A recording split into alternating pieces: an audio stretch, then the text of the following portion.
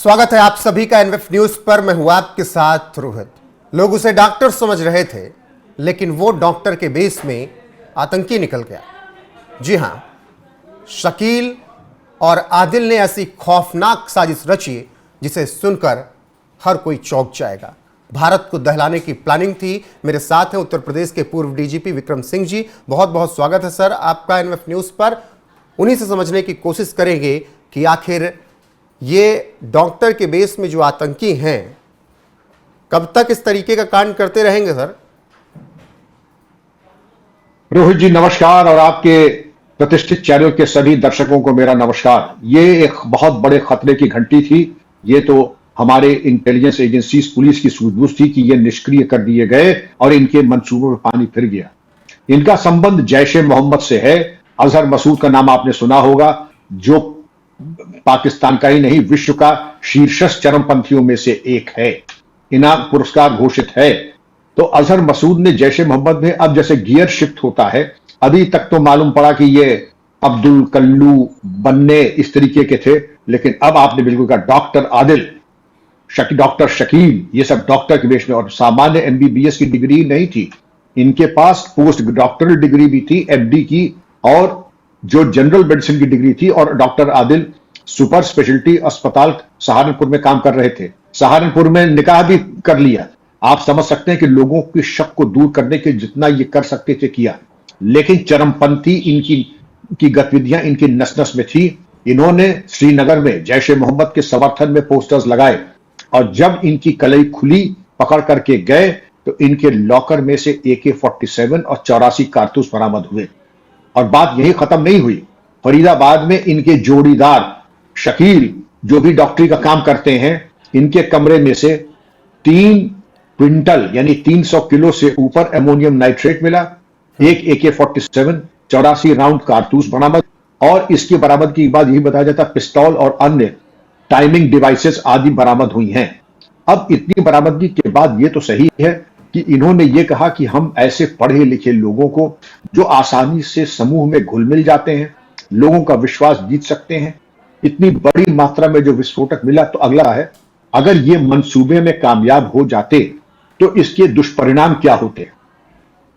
इसके परिणाम रोहित जी भयावह होते। क्यों? क्योंकि ये बराबर होता है 150, आकर दीजिए, अगर 300 किलो है तो 150 किलो TNT की मारक क्षमता के बराबर थे।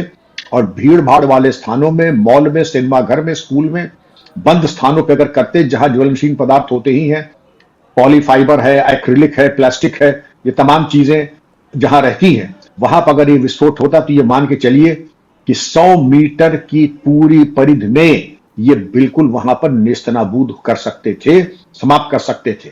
तो जो भयावह स्थिति रोहित जी आ रही, आप समझ सकते हैं। बिल्कुल सर, मैं वही कह रहा हूं कि ऑपरेशन सिंदूर में जिस तरीके से हमने पाकिस्तान के आतंकियों को उनकी औकात बताई, घुसकर मारा, क्या उसके बाद से ये पाकिस्तानी हुक्मरान, पाकिस्तान की आर्मी जो आतंकी है, ये सब बौखलाए हुए हैं, इसीलिए ऐसी हरकत करने के लिए पूरी तैयारी कर रहे हैं? रोहित जी, एक जागे हुए भारत ने इनके बिल्कुल हाथ पैर बिल्कुल काट करके अपंग कर दिया। इसी के घर पे जब बमबारी हुई थी तो ये बिल्कुल तबाह हो गया था, फूट फूट के रो रहा था नमाज जनाजे में। और आज हमें लगता है कि प्रतिशोध की भावना के बाद इन्होंने थोड़ा सा अपना तौर तरीका बदला है। JEM ने कि डॉक्टरों को ये आगे करके ये अपनी चरमपंथी गतिविधियां कर रहा है। भारत को भी चाहिए कि ऑपरेशन सिंदूर को आगे बढ़ाते हुए जिन लोगों ने इनको नौकरी दी, जिन लोगों ने इनको मकान या कमरा किराए पर दिया, उनको सतर्क करने की जरूरत है कि इनकी गतिविधियों पर नजर की जरूरत है। अवांछनीय तत्व कोई आए, जरूरत से ज्यादा किराया दे, तो उनका सत्यापन पुलिस से अनिवार्य है। हम आप भी कहीं जाते हैं, अगर किराए पे कोई मकान कमरा लेते हैं तो हमारा सत्यापन अनिवार्य है। इसी तरीके से जिस अस्पताल ने सुपर स्पेशलिटी हॉस्पिटल सहारनपुर ने इनको नौकरी दी, सत्यापन क्यों नहीं कराया? फरीदाबाद में सत्यापन क्यों नहीं कराया? यह विचारणीय है। सर, मेरा एक सवाल यहाँ पर यह है, बस मैं लिंक जोड़ रहा हूँ कि 7 तारीख को पदयात्रा शुरू हुई पंडित धीरेन्द्र कृष्ण शास्त्री की, 9-10 तारीख में ये खुलासा हो गया। यात्रा शुरू होने से पहले साकेत में ऐसे आतंकी गिरफ्तार हुए, रूट भी वैसे ही कुछ आसपास का नजर आ रहा है। क्या उस यात्रा को भी दहलाने की कोशिश हो सकती थी? बेशक रोहित जी, धीरेन्द्र शास्त्री जी सनातन के आइकॉन हैं और बड़े अति महत्वपूर्ण व्यक्ति हैं। इनके ऊपर आघात, सनातन के ऊपर आघात होता। और इसी प्रबल संभावना है, जैसा आपने कहा, प्रबल संभावना थी कि धीरेन्द्र शास्त्री जी प्राइम टारगेट हो सकते थे और इनके ऊपर आक्रमण की संभावना थी। इसलिए सरकार को और इंटेलिजेंस और पुलिस एजेंसीज को चाहिए कि श्री धीरेन्द्र शास्त्री जी और अन्य सब ऐसे महानुभावों की अभेद्य सुरक्षा व्यवस्था सुनिश्चित की जाए। बिल्कुल सर। अब अगर बात करें कि कुछ दिन पहले सर देखिए बांग्लादेश में क्या हुआ, नेपाल में क्या हुआ, वैसी स्थितियां भारत में उत्पन्न नहीं कर पाए लोग। बहुत प्रयास किया जिंजी को भड़काने का। तो आपको लगता है कि अब इसी रास्ते भारत को बदनाम किया जाए, दहलाया जाए या सांप्रदायिक लड़ाई करवा दी जाए? देखिए, भारत के पाकिस्तान कभी मित्र हो नहीं सकता था और अब उसकी गतिविधियां खिसियाने के बाद, ऑपरेशन सिंदूर के बाद एक कंगाल और फेल्ड स्टेट जो भी कर सकता है भारत के, क्योंकि पाकिस्तान के जीवित रहने का एक ही कारण है, भारत और सनातन का विरोध। अगर ये दो कारण समाप्त हो जाए तो पाकिस्तान भी समाप्त हो जाएगा।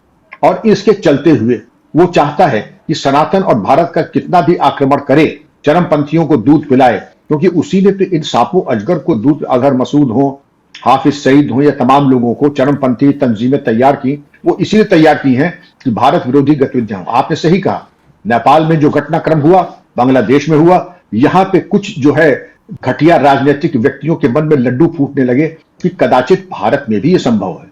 वो ये भूल गए कि बांग्लादेश है, नेपाल की जनसंख्या दिल्ली के बराबर है, और दिल्ली के बराबर की जनसंख्या जो वहां संभव था भारत में संभव ही नहीं है।